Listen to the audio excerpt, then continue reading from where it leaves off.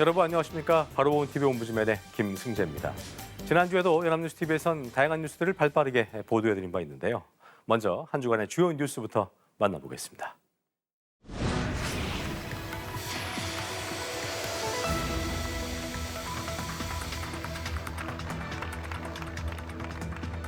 추가적인 제도 개혁이 뒷받침되면 이런 정상화의 흐름도 더 크게 될 것 같습니다.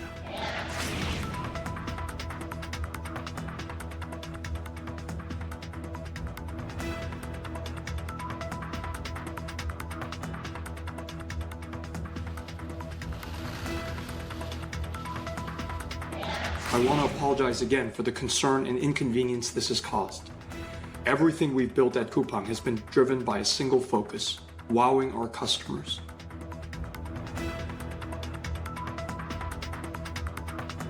풀 많이 나 연기가 가혹해 어떡하지?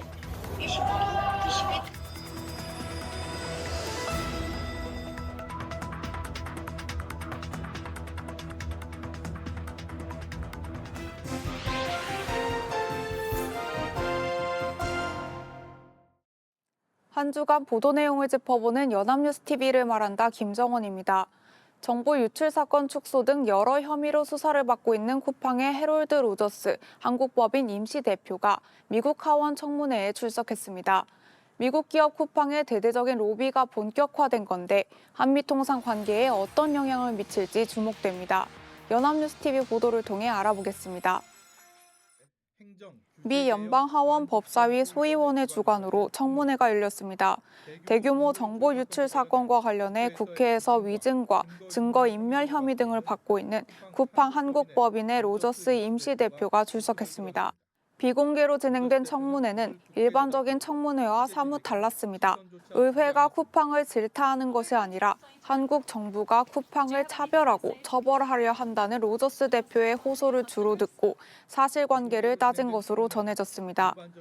미국 기업인 쿠팡은 미 의회를 상대로 대대적인 로비를 벌여왔는데 이번 청문회 자체가 쿠팡을 엄호하고 한국 정부를 압박하기 위한 목적이라는 관측이 나옵니다. 미 의회는 쿠팡 사태를 계기로 외국 정부의 규제를 차단하는 새로운 보호 입법을 추진하겠다는 뜻을 우회적으로 밝혀왔습니다. 쿠팡 투자자들이 차별 대우를 주장하며 무역법 301조 발동은 청원한 상황에서 불공정 무역이라는 결론이 날 경우 우리나라에 대한 보복 관세 발효 가능성도 배제할 수 없습니다. 이 보도는 미국 하원 청문회의 이례적인 성격을 잘 포착했습니다.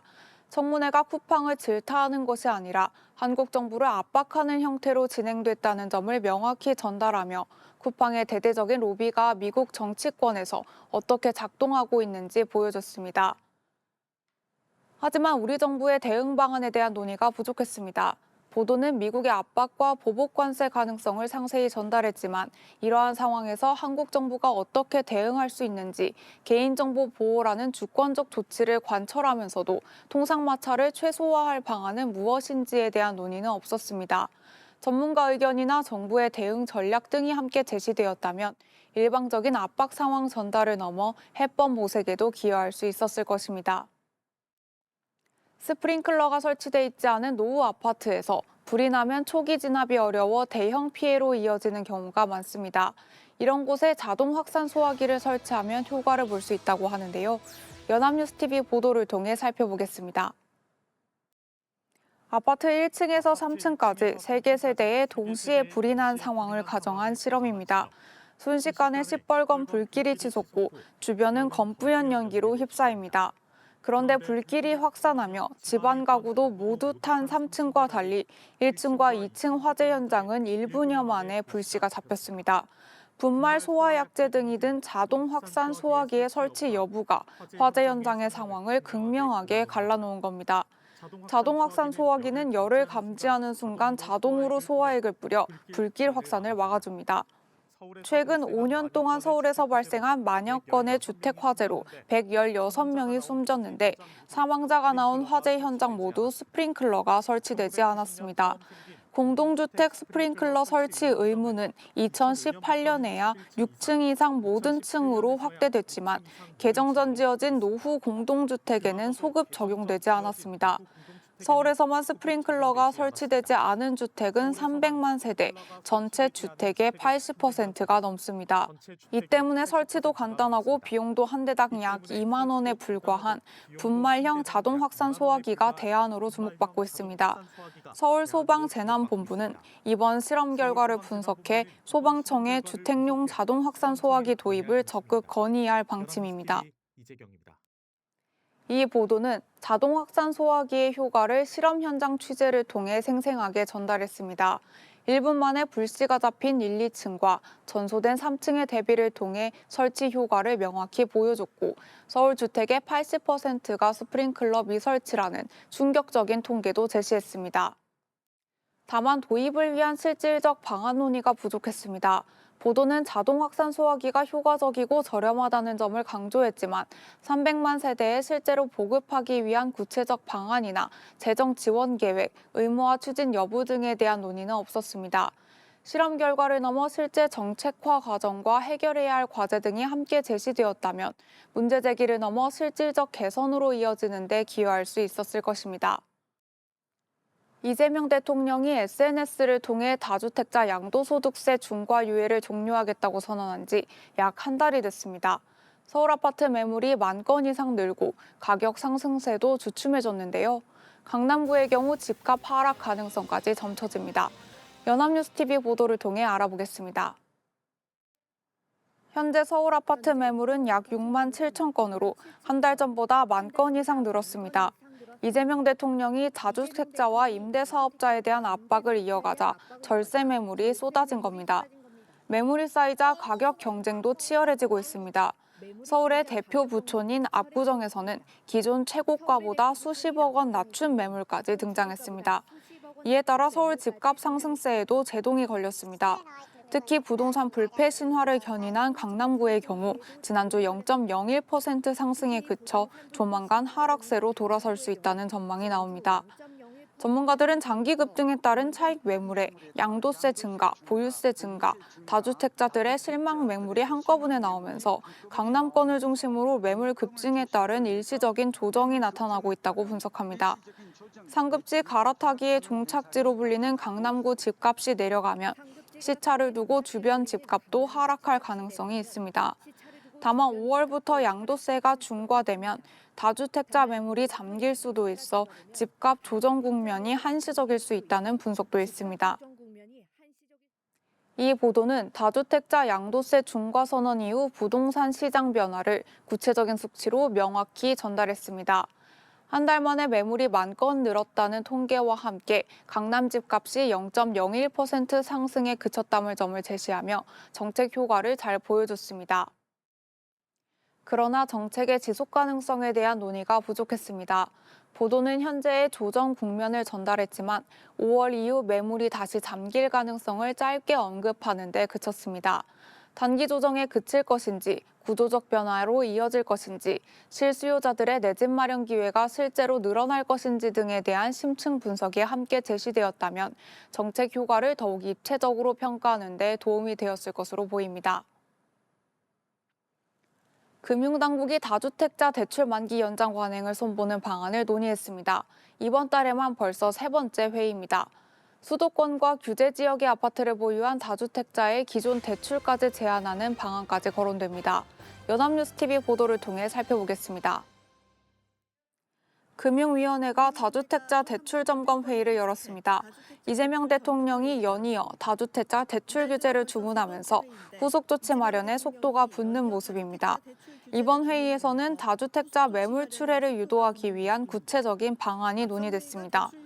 핵심은 수도권 아파트로 신규 대출에 적용 중인 LTV 0% 규제를 기존 대출 만기 연장에도 적용하는 안이 유력하게 거론됐습니다. 5대 시중은행의 다주택자 주택담보대출 잔액은 지난달 말 기준 약 36조 원 수준입니다. 다만 이 가운데 올해 상반기 만기가 도래하는 규모는 약 500억 원으로 추산돼 실제 매물 증가로 이어질지에 대해선 신중한 분석도 나옵니다. 서울 수도권 아파트를 보유한 임대사업자 가운데 실제 대출을 받은 규모가 얼마나 되는지에 따라 정책 효과는 달라질 수 있다는 설명입니다. 한편 만기 연장 제한이 현실화될 경우 일부 차주의 상환 부담이 커지면서 은행권 건전성 악화나 세입자 보증금 반환 문제로 번질 수 있다는 우려도 함께 제기됩니다. 이 보도는 다주택자 대출 만기 연장 제한이라는 새로운 규제 방향을 구체적인 수치와 함께 명확히 전달했습니다. LTV 0% 규제의 기존 대출 적용이라는 핵심 내용을 짚었고 36조 원 규모의 잔액 대비 상반기 만기 도래분이 500억 원에 불과하다는 데이터를 제시하며 정책 효과에 대한 신중한 시각도 균형 있게 담았습니다. 다만 정책의 실효성과 부작용에 대한 분석이 더 보완될 필요가 있었습니다. 상반기 만기분 500억 원이 전체 36조 원의 1% 남짓에 불과하다는 점, 따라서 단기 매물 증가 효과가 제한적일 수밖에 없다는 분석을 보다 명확히 제시했어야 했습니다.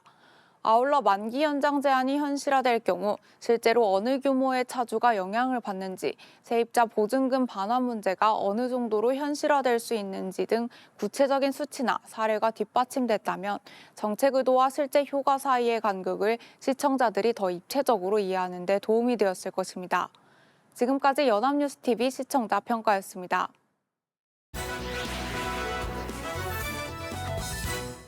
이번 시간은 주말에 방영되는 제작 프로그램을 대학생의 시선으로 분석 및 평가해보는 시간이죠. 캠퍼스 TV 리포트입니다. 이번 주에는 인천대학교 이찬희 학생과 함께하겠습니다. 어서 오십시오. 안녕하세요. 찬희 학생 지난주에 어떤 프로그램 모니터링했습니까? 네, 저는 매주 일요일에 방송되는 연합뉴스 TV 스페셜을 모니터링했습니다. 이번 방송에서는 최근 발전하고 있는 AI와 로봇 기술이 노동시장에 가져온 변화에 대해서 취재했습니다. 네. 과거에는 상상만 했던 로봇과의 공존이 이제는 정말 현실로 다가왔는데요. 다가오는 노동시장에서 우리는 어떻게 대응해야 할까요? 자세한 내용 화면으로 함께 만나보시죠.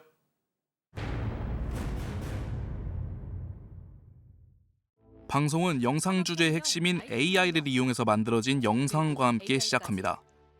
AI와 로봇이 결합되면서 지금과 다른 세상이 다가올 것이라고 소개하는데요. 기술의 발전으로 이제는 사람들의 일자리를 위협할 수 있다는 어두운 면 역시 소개하고 있습니다. 로봇은 강제 노동, 노역을 의미하는 체코어 로보타에서 유래됐습니다. 기술의 발전으로 가사, 노동은 물론 이제는 의료의 영역에서도 로봇이 활용되고 있는데요. 물류 현장에서는 고객의 주문에 맞춰 상품을 보관 장소에서 찾아내는 오더 피킹 솔루션을 도입해 자동화를 시도했습니다. 피킹은 한 명이 주문한 물건을 일일이 선반에서 꺼내오는 활동을 의미하는데요. 물류 창고에서 로봇은 피킹 정보를 빠르게 찾아내 작업 효율을 향상합니다. 송장 내역을 로봇에게 전달하면 이를 인식해 로봇이 위치를 알려주고 작업자는 이에 따라가 물건을 적재하는 방식으로 일이 진행됩니다. 직원들은 로봇과 함께 일하면 실수가 없고 혼자서도 많은 양의 일을 할 수 있어 효율적이라고 말합니다. 기존의 사람들이 스스로 카트를 밀던 때보다 로봇의 동선 최적화로 인해 체력을 아끼고 시간은 절약할 수 있는 건데요. 로봇의 도입 이후 피킹 시간이 단축되어 작업 효율성은 80%, 생산성은 200% 증가했습니다. 보고서에 따르면 한국은 세계 4위의 거대 로봇 시장입니다. 근로자 10,000명당 보유한 로봇 개수를 측정하는 로봇 밀집도로 따지면 한국은 1,012대로 세계 평균 162대의 6배에 육박하는 로봇 밀집도로 세계 1위입니다. 대전광역시 유성구에 위치한 한 로봇 스타트업 회사. 이곳은 물류센터에서 활약하는 오더 피킹 로봇을 제조한 곳입니다. 로봇이 복잡한 현장에서 스스로 이동하는 자율주행 로봇 솔루션을 개발했는데요. 마치 건물의 간판을 보고 위치를 아는 것처럼 로봇이 센서를 이용해 운반해야 하는 물건과 기존의 데이터를 비교하면서 현재의 위치를 파악하게 되는 기술입니다. 현재는 로봇이 스스로 움직이는 것을 넘어 장애물을 회피하고 통신이 끊겼을 때도 로봇이 스스로 판단해 제어할 수 있도록 연구하고 있습니다. 자율주행 물류 이송 로봇은 사용자의 목적에 맞게 다양하게 개발되고 있는데요. 사람과 로봇의 협업으로 노동의 불편함을 극복해냈습니다. 노령화, 인건비 상승 등으로 사람을 구하기 어려운 요즘, 로봇의 현장 투입으로 사람들은 심리적 여유와 안전을 챙길 수 있게 되었습니다. 로봇 산업은 더 이상 미래의 이야기가 아닌 우리 현실에 깊게 관여하고 있는데요. 가장 먼저 대중화된 기술은 서비스 로봇들입니다. 서울의 한 카페. 이곳에는 한국이 세계 최초로 개발한 핸드드립 바리스타 로봇이 있습니다. 로봇은 손님들에게 불편한 점이 없는지 말을 걸기도 합니다. 혹시 불편한 점 있으시면 말씀해 주세요. 음료 주문도 도와드릴까요? 로봇 카페는 24시간 운영할 수 있고 시간당 100잔 가까이 제조하면서 서빙까지 할 수 있는 멀티 플레이어인데요. 고객이 있는 곳까지 직접 배달하는 무인 카페 솔루션 기술이 개발 중에 있습니다. 사람들이 굳이 카페에 찾아와야 하냐는 의문에서 시작된 배달 기술은 현재 실내 자율주행 로봇을 목표로 하고 있습니다. 현대차가 개발한 아틀라스와 같이 CES 2026에 소개된 인공지능과 로봇 기술이 결합된 피지컬 AI의 등장은 많은 충격을 주었는데요. 인간처럼 두 발로 걷고 물건을 능숙하게 짚고 옮기는 모습은 사람들이 노동에서 벗어난 미래를 꿈꾸게 해주었습니다. 연간 유지비 1,400만 원 정도로 미래의 인간의 노동력을 대체할 것이 분명해 보이는데요. 하지만 이로 인한 고용 불안 우려 또한 커지고 있습니다. 노조는 노동 현장의 로봇 도입을 적극적으로 반대하고 있는데요. 단순한 반복 노동만 대체했던 자동화 기술과 달리 인공지능의 등장으로 정신 노동을 대체하게 되면 여파가 엄청날 것이라고 전문가들은 지적합니다. 스스로 판단하고 움직이는 AI 로봇의 등장은 일자리에 큰 영향을 줄 수밖에 없는데요. IMF는 AI 로봇의 도입이 전체 직종의 40%가 영향을 받을 수 있다고 발표했습니다. 세계 경제 포럼 미래 일자리 보고서에서도 빅데이터 전문가, 핀테크 엔지니어 등 AI 관련 일자리가 새롭게 등장할 것이라고 발표했는데요. 또한 2030년에 이를수록 사람과 로봇 AI가 협업하는 비중 역시 크게 증가할 것이라고 예측했습니다. 이제는 AI와 함께 일하는 능력이 중요해진 겁니다. 로봇의 도입은 단순히 일자리를 없애는 것이 아니라 새로운 기회를 얻게 되는 것인 만큼 새 일자리에 대비한 교육이 필요해지는 시점입니다. 경상북도에 있는 로봇직업혁신센터. 이곳은 국내에서 로봇을 활용하기 위한 교육을 받을 수 있는 유일한 곳입니다. 신입사원부터 재직자까지 AI에 관심이 있는 모두를 위한 교육이 이루어지고 있습니다. 수업 내용을 현장에서 바로 적용할 수 있어 교육에 대한 만족도가 높습니다. 원래 용접을 가르치던 송용범 씨는 과거 전시회에서 로봇이 작업하는 모습을 보고 로봇을 배워야만 노동 현장에서 일할 수 있게 될 것이라고 생각해 새로운 기술을 배우기 위해 교육을 받고 있습니다. 야노경제연구소의 보고서에 따르면 2033년에는 산업 전반에 사용되는 로봇의 규모가 68만 1,000대에 이를 만큼 이제는 로봇 없이는 살 수 없는 시대가 다가오고 있습니다. 정부가 고용 불안을 극복하고 로봇을 활용할 수 있는 일자리 창출에 집중하자는 입장을 내세울 만큼 로봇과 함께하는 시대는 이제 코앞으로 다가왔는데요. 전문가들은 그 시대로 넘어가는 과도기를 거치는 과정에서 최대한 많은 사람들을 적응시키는 데에 정부의 역할이 중요하다고 언급합니다. 다가오고 있는 AI 시대, 노동시장에서의 변화를 외면하지 말고 로봇과 공존할 수 있는 해법을 찾아 자아 개발을 위한 노동을 준비해야 할 때임을 강조하며 방송은 마무리됩니다. 자, 모니터링한 내용 잘 봤습니다. 찬희 학생 이번 연합뉴스 TV 스페셜 보면서 어떤 점이 가장 인상 깊었습니까? 네, 이제 노동시장으로 나아가야 하는 저에게는 이번 방송의 내용이 굉장히 인상 깊게 다가왔습니다.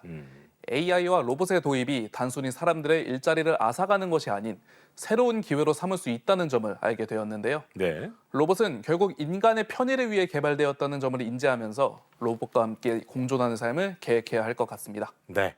인간의 편의를 위해 만들어진 만큼 관리도 잘 할 수 있는 지혜가 필요한 시점이 아닌가 싶습니다. 지금까지 인천대학교 이찬희 학생이었습니다. 고맙습니다. 감사합니다.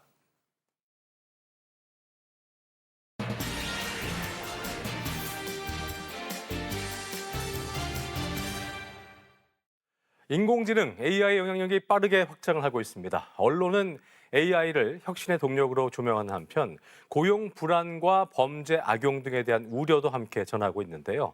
오늘 TV와 비평에서 AI 시대를 바라보는 언론의 시선과 역할은 무엇일지 짚어보겠습니다. 도움 말씀에 국민체육진흥공단 초빙연구원이신 정은정 박사와 함께합니다. 어서 오십시오. 안녕하세요. 네.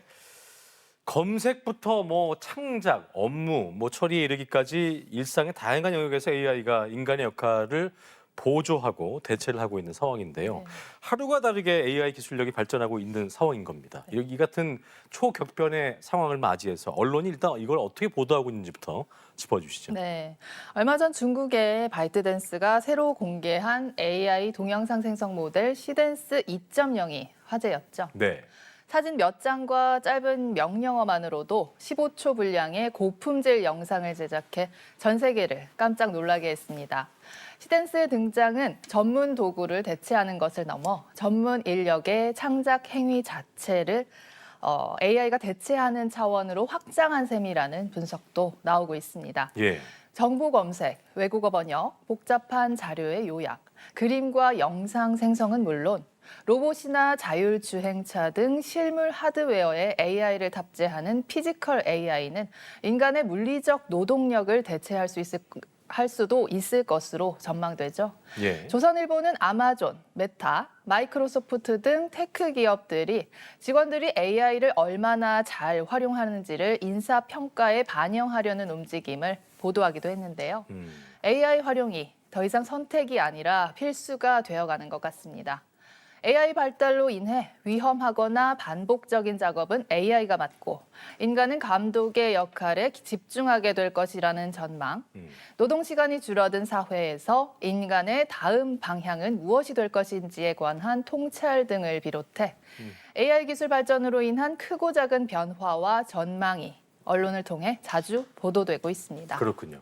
AI가 가져올 여러 변화에 대한 보도가 이어지고 있는 상황인데 일자리 문제나 범죄 같이 이제 AI 때문에 발생하게 될 사회적 갈등이라든가 부작용에 대한 우려도 끊이지 않고 있습니다. 언론은 이걸 어떻게 진단하고 있습니까? 네, AI 기술이 다양한 분야에 걸쳐서 활용되면서 이를 둘러싸고 여러 가지 문제가 나타나고 있습니다. AI를 실제 범죄의 디지털 조언자로 악용하거나 AI 위조 서류로 판사를 속여 구속을 면하는 일까지 벌어지기도 했죠. 정신건강이 취약한 이들에게 AI 챗봇과의 대화가 감정적 의존, 불안 증상 악화, 망상 사고의 증가, 자살 충동 유발 등 부정적인 영향을 미칠 수 있다는 전문가들의 지적도 보도된 적이 있습니다. 뉴시스는 AI가 인간을 돕는 도구에서 업무를 수행하는 주체로 이동하고 있다는 분석을 전하기도 했는데요. 변호사 수십 명이 며칠에 걸쳐 수행하던 업무를 AI가 수분 안에 끝낼 수 있도록 설계된 AI 에이전트의 사례를 언급하며 법률, 금융, 회계 등 전문가 시대에 종말이 오고 있는 것은 아닌지 짚어봤습니다. 여기에 초급 인력의 역할이 AI를 통해 자동화되면서 신입사원의 성장 경로가 사라질 수도 있다는 전망도 나오고 있습니다. 경향신문은 미국 AI 기업 엔스로픽이 저작권자들의 허가 없이 책을 무단으로 AI 모델 학습에 활용했다며 작가 집단이 제기한 저작권 침해 소송의 결과를 전했는데요. 캘리포니아 법원이 불법 파일 활용에 대해 거액의 합의금을 지불하도록 판결하기는 했지만 엔스로픽이 종이책 수백만 권을 구입해 스캔하고 학습한 것에 대해서는 공정 이용에 해당한다고 판시한 것입니다. 저작권자의 명시적 동의 없는 AI 학습을 공정 이용으로 인정한 판결이라는 점에서 향후 규제에도 영향을 미칠 가능성이 있다고 보고 있습니다. 최근에는 AI 윤리와 국가 안보를 어떻게 조화시킬 것인가와 관련된 이슈도 대두하고 있는데요. 동아일보는 미국 국방부와 AI 모델 클로드 간의 갈등을 전하며 합법적인 모든 영역에서 AI 모델을 군사적으로 제한 없이 활용할 수 있어야 한다는 미국 국방부의 입장과 자국민 대상의 전방위 감시나 완전 자율형 살상 무기 체계에는 자사 기술이 사용되어서는 안 된다는 클로드의 원칙이 대립하고 있는 상황을 보도했습니다. 이전까지 없었던 새로운 규칙과 윤리가 마련되어야 하는 현실이 여러 보도를 통해 확인되고 있습니다. 그렇군요. 자, 한편으로는 저희가 모두에서도 언급한 내용이었습니다만 기술 발전의 속도가 너무 빨라서 정책이나 어떤 제도가 이를 따라가지 못한다 이런 지적도 나오고 있는 상황인데요. 언론은 이런 부분에 대해서 어떻게 진단을 하고 있습니까? 네. 말씀하신 대로 혁신적인 AI 기술의 발전 속도가 날이 갈수록 빨라지고 있습니다. 예. 이전에 어떤 기술보다도 빠르다고 할 수도 있을 것 같은데요. 이에 따르는 다양한 부작용과 위험을 규제할 정책이나 제도 또한 필요합니다. 우리나라에서 지난 1월 22일 도입된 AI 기본법은 AI 모델이나 서비스를 제공하는 사업자에게 AI로 만든 생성물임을 알리도록 하는 의무를 부과하고 있습니다. 이유는 우리보다 먼저 AI법을 만들었으나 핵심 조항의 적용을 연기한 상태입니다. 섣부른 규제가 AI 관련 기업의 발전을 저해하게 될 수도 있다는 판단인데요. AI 발전 속도는 빠르지만 이와 관련한 문제를 어떻게 정의하고 규제해야 할지에 관한 문제는 아직까지 사회적 합의가 뚜렷하지 않은 상황입니다. 하지만 앞서 보도된 내용들처럼 저작권이나 AI 활용 윤리에 관한 문제들은 끊임없이 제기되고 있습니다. 한겨레는 AI 동영상 생성 모델 시댄스가 최근 큰 화제를 모았음에도 저작권 문제로 전 세계 출시가 연기된 것을 두고 저작권 무단 활용과 지식재산권 침해 관련 국제 규범에 대한 논의를 촉발하고 있다고 진단했습니다. 세계일보 또한 시댄스가 20억 명에 육박하는 틱톡 이용자의 데이터를 무단으로 학습하고 디즈니, 파라마운트, 워너브라더스, 넷플릭스 등의 캐릭터를 무단 사용해 벌어진 저작권 위반 논란에 관해 언급했는데요. 예. AI 발전을 저해하지 않으면서 기존의 권리와 윤리를 지키는 국제적 협의체의 필요성도 제기되고 있습니다. 그렇군요. 어쨌든 AI의 이런 무궁무진한 발전 때문에 인간의 어떤 일자리가 없어진다거나 양극화가 더 심해질 수 있다는 등의 어떤 AI로 인한 위협 또 부작용에 대한 보도가 많이 나오고 있는 상황인데 이게 우려할 수 있는 부분을 짚을 수는 있습니다만 너무 과하게 되면 또 이런 부분도 우려가 될 수 있어서 보도 시에 주의해야 할 부분들이 많을 것 같습니다. 좀 짚어볼까요? 네.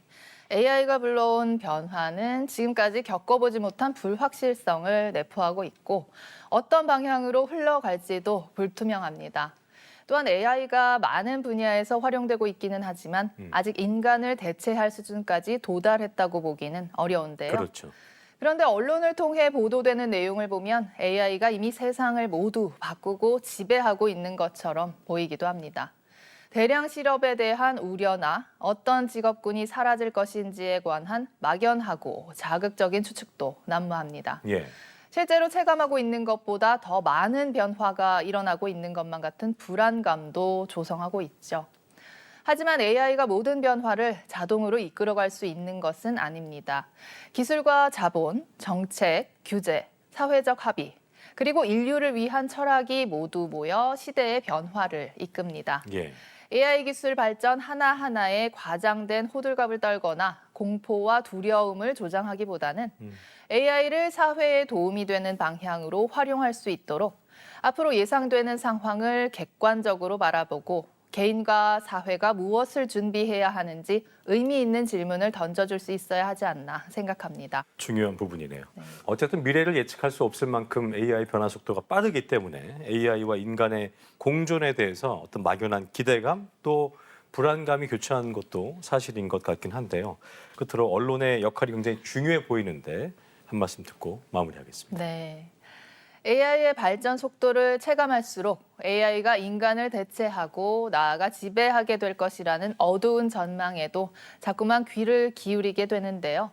매일경제는 AI 전문 저널리스트 카렌 하우의 저서를 통해 빅테크 기업과 같은 소수의 기술 권력이 구축한 AI 생태계가 제국주의를 연상케 한다는 지적을 전했습니다.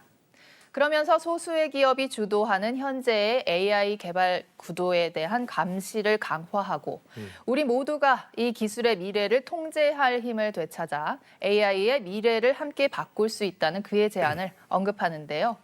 기술과 자본에 끌려가는 것이 아니라 새로운 기술 권력의 집중을 인식하고 인류 보편의 가치를 실현할 주도권을 회복하는 미래를 그려볼 수 있다는 점에서 희망적이었습니다. 언론은 빠르게 발전하는 기술에 관한 정보를 전달하기도 해야 하지만 그 속에 파묻힐 수 있는 사람들에게 현상을 폭넓게 조망하는 시각 또한 제시할 수 있어야 알 수 없는 미래를 조금 더 나은 방향으로 바꾸는데 일조할 수 있지 않을까 생각해 봅니다. 네, 언론이 기억해야 할 내용까지 국민체육진흥공단 정은정 박사와 함께했습니다. 오늘 말씀 고맙습니다. 감사합니다. 저희 옴부즈맨 제작진은 여러분의 소중한 의견들을 기다리고 있습니다. 방송을 보시고 느낀 소감을 연합뉴스 TV 홈페이지 내 시청자 게시판이나 SNS로 보내주시면 됩니다. 저희는 다음 주 시간 다시 인사드리죠. 여러분 고맙습니다.